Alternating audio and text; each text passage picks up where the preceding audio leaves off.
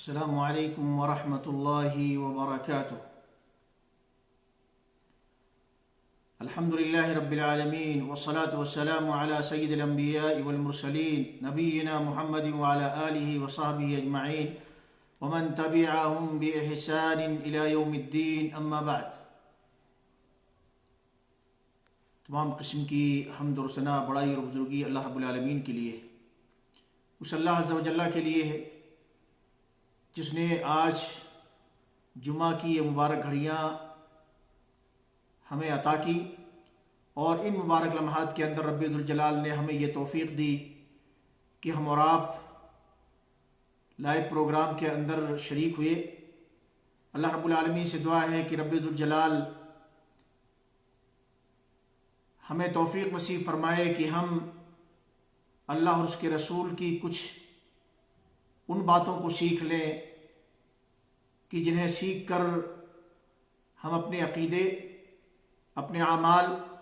اپنے اخلاق، اپنے عادت و اطوار کی اصلاح کر لے جائیں، اور جس کی وجہ سے رب ذوالجلال ہم سے راضی اور خوش ہو جائے۔ درود و سلام کا بے شمار نذرانہ ہمارے نبی، ہمارے حبیب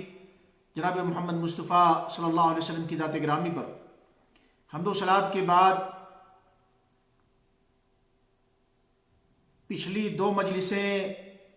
منکرین حدیث اور ان کی تباہ کاریوں پر مشتمل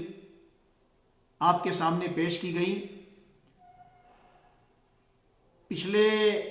پروگرام کے اندر منکرین حدیث اور ان کی تباہ کاریوں پر گفتگو چل رہی تھی، لیکن سوئے اتفاق نیٹ کی پرابلم کی وجہ سے پروگرام ڈسکنیکٹ ہو گیا اور پروگرام کا سلسلہ یوں منقطع ہو گیا تھا۔ اللہ کی توفیق سے آج کا مبارک دن ہم اور آپ کو ملا ہے۔ میں اللہ کی تائید اور اللہ کی توفیق سے انشاءاللہ آپ کے سامنے موضوع کو مکمل کرنے کی کوشش کروں گا۔ موضوع جس کا عنوان آپ نے جانا منکرین حدیث اور ان کی تباہ کاریاں۔ بہت سی باتیں منکرین حدیث اور ان کی دسیسہ کاریاں،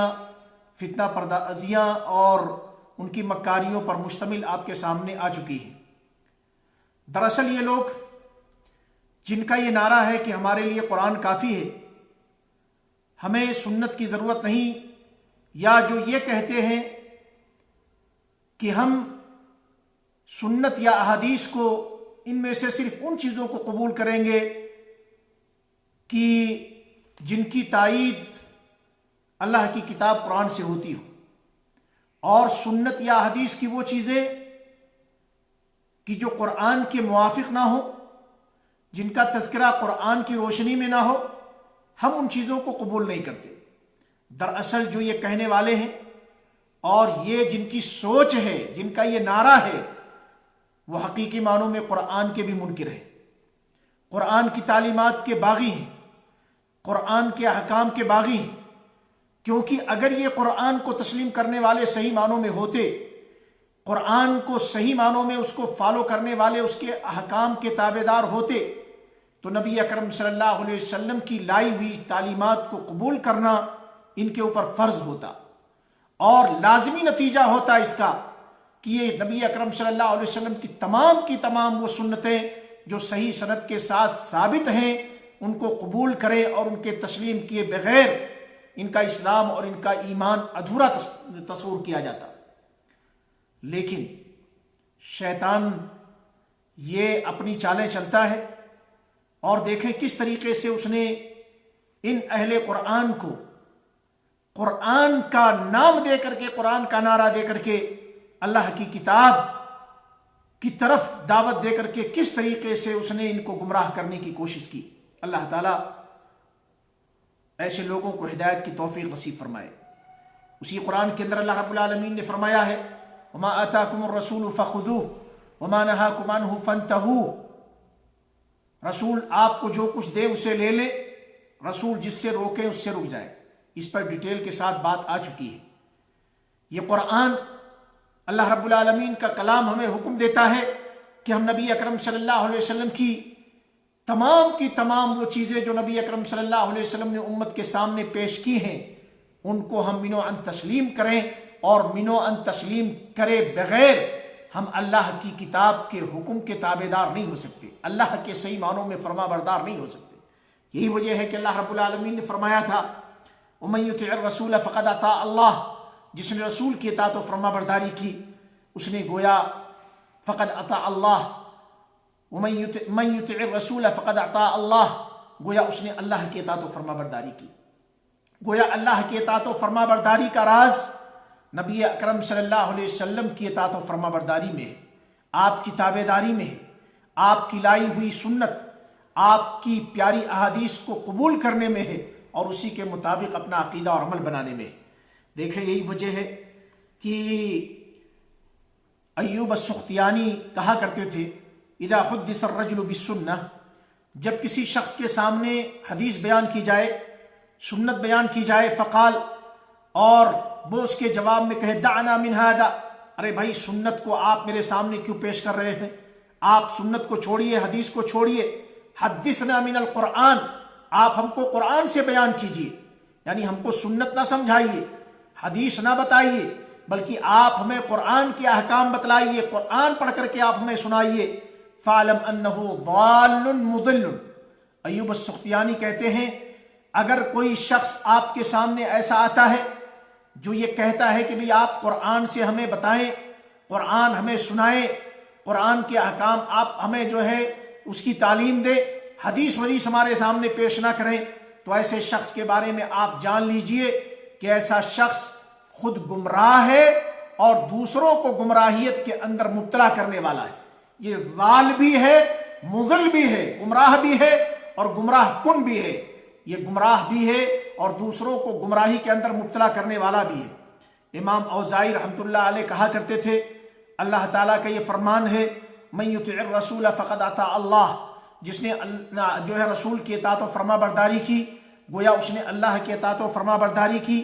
اور کہا کرتے تھے کہ اللہ کا یہ بھی فرمان ہے وما آتاکم الرسول فخذوه وما نهاکم عنه فانتهوا، رسول تمہیں جو کچھ دے اسے لے لو، رسول جو کچھ دے اسے قبول کر لو، اور رسول جن چیزوں سے روکے اس سے رک جاؤ۔ امام اوزاعی رحمۃ اللہ علیہ کہا کرتے تھے کہ قاسم ابن مخیمرہ یہ فرمایا کرتے تھے ما توفی عنہ رسول اللہ صلی اللہ علیہ وسلم وهو حرام فهو حرام الى يوم القیامہ وما توفی عنہ وهو حلال فهو حلال الى يوم القیامہ، کہ اللہ کے رسول صلی اللہ علیہ وسلم کی جب وفات ہوئی ہے، آپ کے وفات کے وقت میں گزارش کرتا ہوں کہ ہمارے احباب جو مجھ کو کال کر رہے ہیں کچھ ٹائم کے بعد کال کر لیں، ابھی پروگرام چل رہا ہے، پروگرام کو سن لیجئے اس کے بعد کال کیجئے۔ تو امام اوزاعی کہا کرتے تھے کہ قاسم ابن مخیمرہ کہا کرتے تھے کہ اللہ کے رسول صلی اللہ علیہ وسلم کی جب وفات ہوئی ہے، آپ کی وفات کے وقت میں جو چیزیں حرام تھیں، چیزیں حلال تھیں، وہ حلال ہیں اور قیامت تک وہی حلال رہیں گی، یعنی اللہ کے رسول صلی اللہ علیہ وسلم ہی معیار ہیں حلال کا حرام کا۔ نبی اکرم صلی اللہ علیہ وسلم کے دور میں آپ کی وفات کے وقت میں جو چیزیں جو ہے حرام کے اندر شمار کی جاتی تھی اب ان میں کوئی تبدیلی نہیں ہو سکتی، وہ حلال نہیں کی جا سکتی، اور جو چیزیں حلال تھیں اب ان کو کوئی حرام نہیں ٹھہرا سکتا۔ یہ دیکھیں آداب الشرعیہ کتاب ہے الآداب الشرعیہ، اس کے اندر جلد نمبر 2 صفحہ نمبر 307 پر، اور علامہ بدر الدین زرکشی رحمہ اللہ کہا کرتے تھے کہ حافظ دارمی کہا کرتے تھے اوتیت القرآن و اوتیت مثلہ، کہ دیکھیں اللہ کے نبی صلی اللہ علیہ وسلم نے فرمایا ہے کہ مجھے قرآن دیا گیا ہے اور قرآن ہی کے مانند مجھے ایک چیز اور دی گئی ہے۔ جو قرآن دیا گیا اور قرآن کے مانند جو چیز دی گئی وہ کیا ہے؟ من السنن التي لم ينطق بها القرآن بنصه، کہ یہ وہ سنتیں ہیں کہ جو قرآن کے اندر نص کے ذریعے سے ثابت نہیں ہے، اللہ کے نبی صلی اللہ علیہ وسلم نے جن کو بیان کیا ہے، نبی اکرم صلی اللہ علیہ وسلم سے جو چیزیں ثابت ہیں یہ جو ہے ان کا شمار اس کے اندر ہوتا ہے وہ اوتیت مثلہ، وہ اوتیت مثلہ کے اندر، یعنی قرآن دیا گیا ہے اور قرآن کے جیسی ایک چیز دی گئی ہے۔ جتنی بھی چیزیں ہیں نبی اکرم صلی اللہ علیہ وسلم سے ثابت وہ ساری کی ساری اس زمرے کے اندر داخل ہوتی ہیں۔ اور یہ چیزیں جو نبی اکرم صلی اللہ علیہ وسلم سے ثابت ہیں، جن کا نص کے اندر قرآن کے تذکرہ موجود نہیں ہے، یہ سب کی سب کیا ہیں؟ وما هي الا مفسرة لإرادة الله به۔ قرآن کے اندر جو چیزیں ہیں اس میں اللہ کا ارادہ کیا ہے، اللہ نے کیا جو ہے ارادہ کیا ہے، یہ اس کی تفسیر بیان کرنے والی ہیں۔ جیسے کہ جو ہے آپ نے پہلے بھی جانا تھا، پالتو گدھوں کا گوشت، قرآن کریم کے اندر اس کو حلال جو ہے، حرام کا تذکرہ نہیں ہے، حلال کی طرف اشارہ ملتا ہے، لیکن اللہ کے نبی صلی اللہ علیہ وسلم نے پالتو یعنی گھریلو جو گھر کے اندر گدھے پالے جاتے ہیں خدمت کے لیے، ان کے گوشت کو اللہ کے نبی صلی اللہ علیہ وسلم نے حرام ٹھہرایا ہے۔ اسی طریقے سے وہ درندے جو پھاڑ کھانے والے ہیں، ان درندوں کا گوشت بھی اللہ کے نبی صلی اللہ علیہ وسلم نے حرام ٹھہرایا ہے، حالانکہ قرآن کی نص میں یہ چیز موجود نہیں ہے۔ اور اسی طریقے سے بہت سے لوگ یہ کہتے ہیں کہ دیکھو نبی اکرم صلی اللہ علیہ وسلم کی سنتیں، آپ کی احادیث، ان کو قرآن کے اوپر پیش کیا جائے گا، قرآن کے موافق جو ملیں گی ان کو قبول کیا جائے گا، اور قرآن کے مخالف جو ہوں گی ان کو قبول نہیں کیا جائے گا۔ اور اس کے لیے وہ دلیل کے طور سے ایک روایت پیش کرتے ہیں جو دراصل من گھڑت روایت ہے، اللہ کے نبی صلی اللہ علیہ وسلم نے اس کو بیان نہیں کیا ہے، لوگوں نے گھڑا، لوگوں نے اس کو وضع کیا، بنایا، اور اس کی نسبت اللہ کے نبی صلی اللہ علیہ وسلم کی طرف کر دی ہے۔ حالانکہ ایسے ہی لوگوں کے بارے میں اللہ کے نبی صلی اللہ علیہ وسلم نے فرمایا تھا کہ جو شخص جان بوجھ کر کے میری جانب کسی جھوٹی بات کی نسبت کرے وہ اپنا ٹھکانہ جہنم میں بنا لے۔ من کذب علی متعمدا من کذب علی متعمدا فلیتبوأ مقعدہ من النار۔ اب اس کے باوجود عالم یہ ہے کہ لوگوں نے روایت گڑھ لی، اور یہ روایت بیان کی جاتی ہے جو ہے ثوبان کے سند کے ذریعے سے، کہتے ہیں کہ دیکھو امام شافعی نے جو ہے الرسالہ کے اندر ذکر کیا ہے اس کو، اور اس کے بعد حکم لگایا ہے کہ یہ حدیث من گھڑت ہے۔ امام المحدثین یحییٰ ابن معین نے اس کو ذکر کرنے کے بعد کہا کہ یہ حدیث موضوع ہے، یہ روایت من گھڑت ہے، صحیح سند سے ثابت نہیں، بلکہ لوگوں نے اس کو گڑھا ہے، بددینوں نے، زندیقوں نے اس کو گڑھا ہے۔ ابن عبد البر نے اپنی کتاب جامع بیان العلم کے اندر ذکر کیا ہے کہ عبد الرحمن ابن مہدی، یہ انہوں نے ذکر کیا الزنادقہ والخوارج ودعوا حدیث، کی زندیقوں، بددینوں، لادینوں اور خارجی لوگوں نے، خوارج لوگوں نے یہ روایت، یہ حدیث گھڑی ہے، ما اتاکم عنی فاعرضوہ علی کتاب اللہ۔ یہ جو لوگ پیش کرتے ہیں دلیل کے طور سے روایت کہ ما اتاکم عنی، کہ میری جانب سے جو کچھ تمہارے پاس پہنچے، جو کچھ تمہارے پاس آئے، فاعرضوہ علی کتاب اللہ، تو اسے اللہ کی کتاب پر پیش کرو۔ فإن وافق کتاب اللہ فإن وافق کتاب اللہ فأنا قلتہ، اگر اللہ کی کتاب کے موافق وہ بات ہے تو گویا میں نے اسے کہا ہے۔ وإن خالف، اور اگر اللہ کی کتاب کے مخالف ہے، فلم اقلہ، تو میں نے یہ بات نہیں کی ہے۔ یہ جو روایت لوگ من گھڑت پیش کرتے ہیں، دراصل یہ من گھڑت روایت ہے کہ میری باتیں لے جا کر کے اللہ کی کتاب پر پیش کرو، جو اللہ کی کتاب کے موافق ہے، گویا میں نے وہ بیان کیا ہے، مجھ سے وہ ثابت ہے، اور جو اللہ ہے میری وہ باتیں جو اللہ کی کتاب قرآن کے اندر جو ہے جو باتیں موجود ہیں ان کے موافق نہیں ہیں، تو گویا میں نے ان کو بیان ہی نہیں کیا ہے، میں نے اس کو کہا ہی نہیں ہے۔ یہ من گھڑت روایت ہے، یہ وضاعین اور دجالین نے اس کو گڑھا ہے، بددینوں، زندیقوں اور خارجیوں نے اسے گڑھا ہے۔ حافظ رحمہ اللہ کہا کرتے تھے کہ یہ روایت صحیح نہیں ہے، یہ ثابت نہیں ہے، اور اس طریقے سے جن لوگوں نے بھی اس پر تعمق کیا ہے، تدبر کیا اور اس کی تہ تک جانے کی کوشش کی، تو انہوں نے جو نتیجہ بیان کیا وہ یہ ہے کہ اگر ہم اس روایت کو اللہ کی کتاب پر پیش کرتے ہیں تو ہمیں پتہ یہ چلتا ہے کہ یہ روایت خود اللہ کے کلام کے مخالف ہے۔ یہ روایت جو لوگ پیش کرتے ہیں کہ جو نبی اکرم صلی اللہ علیہ وسلم کی احادیث قرآن کے موافق ہیں، گویا وہ ثابت ہے، انہیں قبول کیا جائے، اور جو احادیث و سنت نبی صلی اللہ علیہ وسلم کی قرآن سے ثابت نہیں ہے، قرآن کے موافق نہیں ہے، گویا انہیں ٹھکرا دیا جائے، قبول نہ کیا جائے، گویا اللہ کے نبی صلی اللہ علیہ وسلم سے وہ ثابت ہی نہیں ہے۔ دراصل اگر اس شوشے کو ہم قرآن کے اوپر پیش کرتے ہیں تو پتہ یہ چلتا ہے کہ خود یہ جام ان کے خلاف ہے۔ کیسے؟ اس لیے کہ قرآن کے اندر اللہ رب العالمین نے نبی اکرم صلی اللہ علیہ وسلم کے حکم کے پالن کو فرض قرار دیا ہے، آپ کی اطاعت و فرما برداری کو فرض قرار دیا ہے، اور آپ صلی اللہ علیہ وسلم کے حکم کی مخالفت کو اللہ رب العالمین نے قرآن کریم کے اندر حرام قرار دیا ہے۔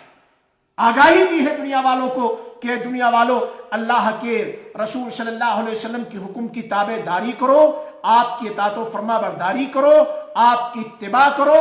آپ کے پیچھے چلو، اور آپ کو اپنا ماڈل اور اسوہ اور نمونہ بناؤ، اور نبی اکرم صلی اللہ علیہ وسلم کے حکم کی مخالفت نہ کرو۔ فَلْيَحْذَرِ الَّذِينَ يُخَالِفُونَ عَنْ أَمْرِهِ، وہ لوگ جو نبی اکرم صلی اللہ علیہ وسلم کے امر سے، آپ کے حکم سے مخالفت کرتے ہیں، ان کو ڈرنا چاہیے ان تصیبہم فتنہ، کہ کہیں مبتلائے فتنہ نہ ہو جائیں، آزمائش سے دوچار نہ کر دیے جائیں، او یصیبہم عذاب علیم، یا انہیں دردناک عذاب نہ آ جائے۔ یہ اللہ رب العالمین نے دھمکی دی، وارننگ دی ہے۔ تو اس لیے اگر آپ قرآن کو پڑھیں گے اور قرآن کے حکم کو نافذ کرنے کی آپ جو ہے بات کرتے ہیں، تو آپ کے اوپر لازم ہوگا،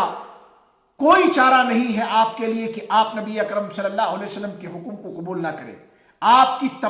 تمام عطا کردہ سنتوں کو، آپ کی تمام وہ احادیث جو صحیح سند سے ثابت ہیں، ان کو اگر آپ انکار کریں گے، قبول نہیں کریں گے، تو آپ مسلمان ہی نہیں رہیں گے، آپ قرآن کو ماننے والے ہی نہیں رہیں گے، آپ خود قرآن کے حکم کو ٹھکرانے والے رہیں گے۔ پھر آپ کا یہ دعویٰ کہ ہمارے لیے قرآن کافی ہے، یہ دعویٰ ہی آپ کا باطل ہو جائے گا۔ بہرحال دیکھیں، علماء نے ذکر کیا ہے کہ قرآن اور سنت دونوں کو اگر آپ چاہیں کہ قرآن اور سنت کے درمیان کیا تعلق ہے، تو چند چیزیں جو ہے کھل کر کے سامنے آتی ہیں۔ قرآن اور سنت کا ایک دوسرے سے کیا تعلق ہے، جب اس پر آپ غور کریں گے تو چند نتائج آپ کے سامنے آئیں گے۔ سنت نبی اکرم صلی اللہ علیہ وسلم کی، یا نبی اکرم صلی اللہ علیہ وسلم کی احادیث،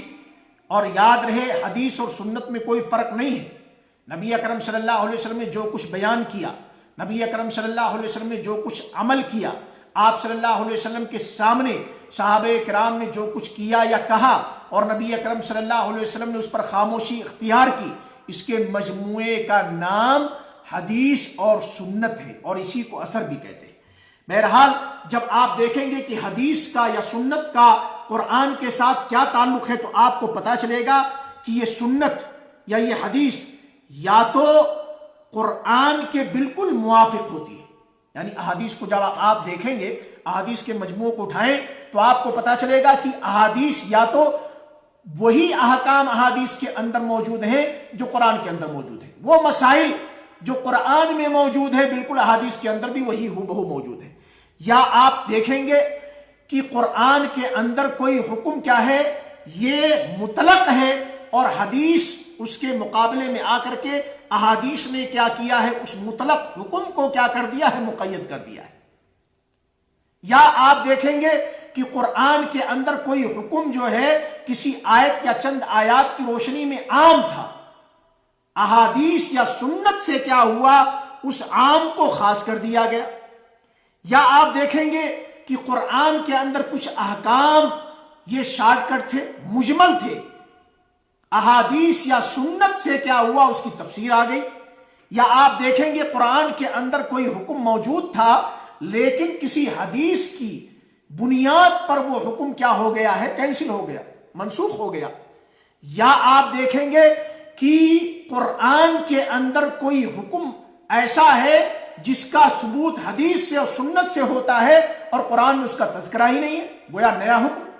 یا سنت کے ذریعے سے پتہ یہ چلا کوئی نیا حکم شریعت کا جو ہے یہ ثابت ہوتا ہے، حالانکہ اس کا تذکرہ قرآن میں ہوتا ہی نہیں ہے۔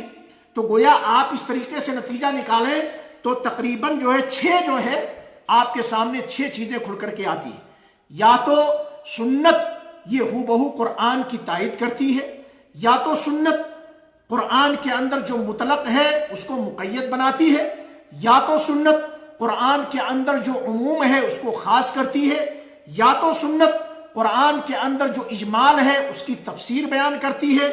یا تو سنت قرآن کے کسی حکم کے لیے ناسخ ہوتی ہے، یا پھر کیا ہے سنت کسی ایسے حکم کو، نئے حکم کو لے کر کے آتی ہے کہ جس کا ثبوت قرآن کے اندر موجود نہیں ہے۔ یہی وجہ ہے کہ بعض علماء نے کہا ہے کہ 3 درجات ہیں۔ قرآن اور سنت کو اگر آپ اٹھائیں تو آپ کو 3 منزل ملیں گے، 3 جو ہے اس کے درجات آپ کے سامنے جو ہے کھل کر کے آئیں گے قرآن اور سنت کے ایک ساتھ ہونے کے۔ جیسا کہ علامہ ابن القیم رحمہ اللہ نے ذکر کیا ہے کہ رہی بات اس چیز کی جس کا عقیدہ بنانا ہر مسلمان کی ذمہ داری ہے، وہ یہ ہے کہ اللہ کے رسول صلی اللہ علیہ وسلم کی وہ سنتیں جو صحیح سند سے ثابت ہیں، پیارے رسول صلی اللہ علیہ وسلم کی وہ احادیث جو صحیح سند کے ساتھ ثابت ہیں، ان میں سے کوئی بھی ایک ایسی حدیث آپ نہیں پائیں گے، کوئی ایک ایسی سنت آپ ہرگز نہیں پائیں گے جو قرآن کی مخالفت کرتی ہو۔ اللہ کی کتاب کے اندر کوئی حکم ہو اور اس کی مخالفت سنت کے اندر ہو، اس کے ضد میں حدیث کوئی ہو، ایسا کوئی حکم آپ نہیں پا سکتے، کوئی سنت ایسی نبی اکرم صلی اللہ علیہ وسلم کی کوئی حدیث۔ بلکہ جب آپ غور کریں گے تو آپ کو پتا چلے گا کہ سنتوں کا معاملہ قرآن کے ساتھ 3 طرح کا ہوتا ہے۔ پہلا مقام کیا ہے؟ نمبر 1، یعنی قرآن کے اندر اللہ کی کتاب میں جو چیزیں موجود ہیں ہو بہو وہی چیزیں سنت کے اندر موجود ہیں۔ گویا سنت قرآن کریم کی تائید اور تاکید کرنے والی ہے، جو احکام قرآن کے اندر ہیں ہو بہو وہی احکام اور وہی مسائل کہاں ہیں؟ سنت کے اندر بھی موجود ہیں۔ دوسرا مقام یہ ہے کہ قرآن کے اندر کوئی چیز اس کے اندر اجمال ہے اور سنت کے ذریعے سے اس کی تفسیر اور ڈیٹیل بیان کر دی جاتی ہے۔ تو سنت قرآن کے بعض آیتوں کی کیا کرتی ہے؟ تفسیر بیان کرتی ہے اور اللہ کے مراد کو بیان کرتی ہے۔ اور اسی طریقے سے قرآن کے اندر کہیں ایسا ہوتا ہے کہ کوئی حکم مطلق ہوتا ہے، عام ہوتا ہے، اس کو یہ مقید بناتی ہے سنت، یا اس کو کیا ہے خاص بنا دیتی ہے۔ تیسرا مقام یہ ہے کہ قرآن کریم کے اندر کوئی ایسا مسئلہ سنت سے ثابت ہوتا ہے، سنت کے ذریعے سے اس کا ثبوت ملتا ہے، حالانکہ قرآن کے اندر اس کے جو ہے ہونے اور نہ ہونے کا کوئی تذکرہ ہی نہیں ہوتا ہے۔ گویا نیا حکم، کوئی شریعت کا کوئی نیا حکم، شریعت کا کوئی نیا مسئلہ سنت کے ذریعے سے ثابت ہوتا ہے، حالانکہ قرآن میں اس کا تذکرہ سرے سے ہوتا ہی نہیں۔ تو یہ 3 درجات ہیں، 3 مقام ہیں سنت کے قرآن کے ساتھ۔ یا تو سنت کیا ہے؟ ہو بہو انہی چیزوں کو بیان کرتی ہے، ہو بہو انہی چیزوں کو جو ہے سنت کے اندر ذکر کیا گیا ہوتا ہے جو قرآن کے اندر موجود ہے۔ یا تو کیا ہے سنت، کیا ہے قرآن کے اندر جو چیزیں ہیں اگر اجمال ہے تو اس کی تفصیل بیان کرتی ہے، تفسیر بیان کرتی ہے، مطلق ہے مقید کر دیتی ہے، یا اسی طریقے سے قرآن کے اندر کوئی حکم عام ہے تو اس کو خاص کر دیتی ہے، یا اسی طریقے سے کوئی حکم موجود تھا قرآن کے اندر، سنت کے ذریعے سے نبی اکرم صلی اللہ علیہ وسلم کی زبان مبارک سے اس کو جو ہے منسوخ کر دیا جاتا ہے، یا اسی طریقے سے کوئی ایسا حکم شریعت کے اندر نیا لایا جاتا ہے جس کا تذکرہ قرآن میں نہیں ہوتا لیکن نبی اکرم صلی اللہ علیہ وسلم کے ذریعے سے اس چیز کو جو ہے شریعت کا حصہ قرار دیا جاتا ہے۔ یہ 3 قسمیں ہیں، ان سے تجاوز کرنا کسی بھی مسلمان کے لیے حلال نہیں ہے، جائز نہیں ہے، ہو ہی نہیں سکتا اس سے ہٹ کر کے۔ اب اگر کوئی کہے نہیں ہمارے لیے قرآن کافی ہے، سنت کی ضرورت نہیں ہے، تو اللہ کی قسم ایسا شخص دراصل نہ قرآن کو سمجھنے والا ہے اور نہ ہی یہ نبی اکرم صلی اللہ علیہ وسلم کو ماننے والا ہے۔ دراصل یہ اللہ کے احکام جو قرآن میں موجود ہے ان کا بھی باغی ہے اور نبی اکرم صلی اللہ علیہ وسلم کے اوپر ایمان نہ رکھنے والا ہے۔ گویا وہ شخص مسلمان نہیں، وہ شخص اس کا ایمان، اس کا اسلام خطرے میں ہے کہ جو یہ کہے ہمارے لیے قرآن کافی ہے، ہمیں سنت کی ضرورت نہیں ہے، حدیث کی ضرورت نہیں ہے۔ ایسے لوگوں کے لیے ہم دعا کرتے ہیں کہ اللہ رب العالمین انہیں ہدایت کی توفیق نصیب فرمائے۔ اگر اس ڈگر پر ہم چل کھڑے ہوں تو شریعت کی بڑی جو ہے شریعت کے بڑے بڑے مسائل کو ٹھکرانا لازم آ جائے گا اور شریعت کا ایک بڑا حصہ ہمیں اسے چھوڑنا پڑ جائے گا، اس لیے کہ اس کا ثبوت نبی اکرم صلی اللہ علیہ وسلم کی احادیث سے ہے، نبی اکرم صلی اللہ علیہ وسلم کی سنتوں سے ہے۔ اور اس طریقے سے آپ جو ہے قرآن کے فالوور ہونے کا دعویٰ کر کے، نبی اکرم صلی اللہ علیہ وسلم کی امتی ہونے کا دعویٰ کرنے کے باوجود آپ اسلام سے نکلے ہوئے ہوں گے۔ آپ کا شمار مسلمانوں میں نہیں ہوگا، آپ کا شمار اللہ اور اس کے رسول کے دشمنوں میں ہوگا۔ لہذا اس نقطے کو آپ سمجھیے اور یاد رہے، ہر دور کے اندر جتنے بھی گمراہ فرقوں نے جنم لیا ہے، انہوں نے جو بیس بنائی ہے اپنے دلیل کی، وہ یہی کہ دیکھو نبی اکرم صلی اللہ علیہ وسلم کی یہ فلاں حدیث، یہ فلاں سنت، یہ قرآن کے فلاں آیت کے جو ہے ظاہری حکم سے ٹکراتی ہے۔ قرآن کے عموم کو انہوں نے لیا، قرآن کی بعض آیات کے ظاہر کو لیا، اور اس سے جو ان کو سمجھ آئی اس کے مطابق کیا کیا۔ ہر دور کے گمراہ فرقوں نے صحیح سنتوں کو ٹھکرایا۔ نبی اکرم صلی اللہ علیہ وسلم کی جو صحیح سنتیں تھی، جب ان لوگوں نے اس کو ٹھکرایا تو دلیل کے طور سے قرآن کے کسی نہ کسی ظاہری حکم ہی کو جو ہے حجت بنایا ہے۔ آئیے ہم دیکھتے ہیں روافض کے بارے میں۔ یہ رافضی، اللہ رب العالمین انہیں دنیا اور آخرت دونوں میں ذلیل و رسوا کرے، ان لوگوں نے بھی نبی اکرم صلی اللہ علیہ وسلم سے صحیح سند کے ساتھ، تواتر کے ساتھ جو سنتیں ثابت ہیں، جو احادیث ثابت ہیں، ان کا انہوں نے جو دھڑلے کے ساتھ انکار کیا ہے، جو بیس بنایا ہے، اسی سوچ کو بیس بنایا۔ چنانچہ انہوں نے کیا کہا کہ دیکھو اللہ کے نبی صلی اللہ علیہ وسلم کے بارے میں آپ لوگ جو یہ کہتے ہو نا کہ حدیث لا نورث ما ترکناہ صدقہ، کہ ہم نبیوں کی جماعت، ہم تو کسی کو وارث نہیں بناتے، اپنا میراث اس کا حقدار کسی کو نہیں بناتے اپنے مال کا، بلکہ ہم جو کچھ چھوڑ کے جاتے ہیں وہ صدقہ ہوتی ہے۔ وقالوا ھذا حدیث یخالف کتاب اللہ، کیا کہا؟ ہم اس حدیث کو قبول نہیں کرتے، ہم اسے نہیں مانتے۔ کیوں نہیں مانتے بھائی؟ ارے کہنے لگے کہ یہ حدیث تو اللہ کی کتاب کے مخالف ہے۔ ظالموں نے کیا کہا؟ اللہ کی نبی صلی اللہ علیہ وسلم کی یہ حدیث جو صحیح سند کے ساتھ ثابت ہے، کہنے لگے یہ تو اللہ کی کتاب کے مخالف ہے۔ کون سی آیت ہے؟ دیکھو اللہ رب العالمین نے اپنی کتاب میں فرمایا ہے یوصیکم اللہ فی اولادکم للذکر مثل حظ الانثیین، کہ اللہ تمہیں وصیت کر رہا ہے تمہاری اولاد سے متعلق کہ اگر کوئی شخص مر جاتا ہے تو جو اس کے اولاد ہیں، نرینہ اولاد کو جو ہے، جو انثی اولاد ہیں، لڑکوں کو لڑکیوں کے مقابلے میں جو ہے فی اولادکم للذکر مثل حظ الانثیین، دو جو ہے لڑکیوں کے برابر حصہ ملے گا لڑکے کو۔ اللہ نے کیا کہا قرآن کے اندر کہ لڑکے کا حصہ دو لڑکی کے برابر ہے، ایک لڑکے کا حصہ دو لڑکیوں کے برابر ہوگا۔ کہتے ہیں دیکھو یہ حکم عام ہے، اللہ نے یہاں نہیں کہا کہ نبیوں کی اولاد یہ جو ہے اپنے جو ہے باپ کی پراپرٹی سے محروم رہیں گے۔ لہذا چونکہ یہ حدیث جس میں آپ لوگ کہتے ہو کہ اللہ کے نبی صلی اللہ علیہ وسلم نے فرمایا ہے کہ ہم نبیوں کی جماعت کسی کو وارث نہیں بناتے، ہمارے مال کا کوئی وارث نہیں ہوتا، جو کچھ ہم چھوڑ کے جاتے ہیں وہ صدقہ ہے، یہ اللہ کے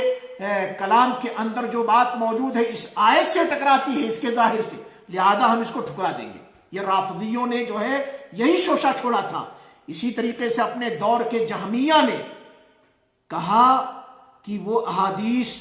جن سے اللہ کے نبی صلی اللہ علیہ وہ احادیث جو صحیح سند کے ساتھ ثابت ہیں اور جن سے اللہ رب العالمین کی صفات کے ثبوت کا پتہ چلتا ہے کہ اللہ رب العالمین کے لیے متعدد صفات ہیں، نبی اکرم صلی اللہ علیہ وسلم سے صحیح سند کے ساتھ ثابت احادیث کے اندر اللہ رب العالمین کی شان سے متعلق بہت سی صفات سے متعلق روایات موجود ہیں صحیح سند کے ساتھ۔ جہمیہ نے جو صفات کا، اللہ کے صفات کا انکار کرنے والے ہیں، ان لوگوں نے اس کو ٹھکرا دیا، کہا ہم اس کو قبول نہیں کرتے۔ بھائی کیوں نہیں قبول کرتے؟ کہنے لگے دیکھو یہ اللہ کے کتاب کی جو آیت ہے لیس کمثلہ شیء، یہ اس سے ٹکراتی ہے، اس کے ظاہر سے ٹکراتی ہے۔ اللہ نے تو فرما دیا کہ اللہ کی طرح سے کوئی چیز نہیں ہے، تو اب تم لوگ کیسے کہتے ہو اللہ کے ہاتھ ہیں، اللہ کے پیر ہیں، اللہ اترتا ہے، اللہ ہنستا ہے، اللہ بات کرتا ہے، اللہ سنتا ہے، اللہ محبت کرتا ہے، اللہ ناراض ہوتا ہے؟ یہ ہم نہیں مان سکتے۔ اس کا انکار کیا۔ کیوں؟ کہنے لگے یہ آیت ہے اور اس آیت سے ان کی اپنی غلط فہم غلط جو سمجھ تھی اس کے مطابق فیصلہ کر دیا۔ تو اگر یوں ہی چھوڑ دیا جائے کہ بھئی قرآن کافی ہے، تو قرآن کے ظاہر ہی سے ہر دور کے اندر گمراہ فرقوں نے بیس بنایا ہے اپنی ظاہری سمجھ کی بنیاد پر، اور نبی اکرم صلی اللہ علیہ وسلم کی صحیح سند کے ساتھ جو احادیث ثابت ہیں، جو سنت ثابت ہے، ان کو ٹھکرایا ہے۔ اسی طریقے سے خوارج نے، ان لوگوں نے بھی شفاعت سے متعلق بڑے بڑے گناہوں کا ارتکاب کرنے والے، اگر وہ موحد ہیں، شرک کا ارتکاب کرنے والے نہیں ہیں، ایسے لوگوں کے بارے میں ہمارا ایمان اور عقیدہ ہے کہ کل قیامت کے دن اللہ کے نبی صلی اللہ علیہ وسلم کی شفاعت ہوگی، اور ایسے لوگوں کو، بڑے بڑے گناہوں کے ارتکاب کرنے والوں کو کل قیامت کے دن اللہ رب العالمین نبی اکرم صلی اللہ علیہ وسلم کو شفاعت کی اجازت دے گا، اور آپ کی سفارش کی بنیاد پر ایسے لوگوں کو جہنم سے نکال کر جنت کے اندر داخلہ نصیب فرمائے گا۔ خوارج نے انکار کیا ظاہری نصوص کی بنیاد پر، قرآن کی ظاہری جو ہے کچھ آیتوں کے ظاہر کو لے کر کے۔ اسی طریقے سے دیکھیں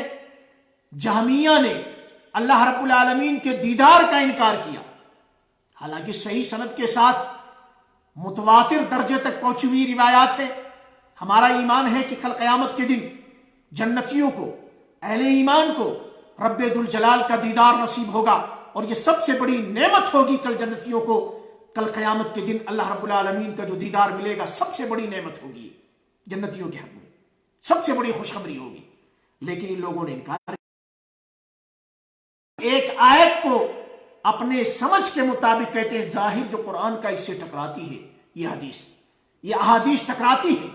قرآن کے ظاہر سے، لا تدرکہ الابصار، یہ اس کو بنیاد بنا کر کے، اب اس کی سمجھ صحیح خود ان کو نہیں ہے، لیکن اس کی بنیاد پر انہوں نے کیا کیا؟ احادیث کا انکار کر دیا۔ اسی طریقے سے تقدیر کے انکار کرنے والوں نے بھی قرآن کے بعض آیات کے ظاہر کو دلیل بنایا ہے۔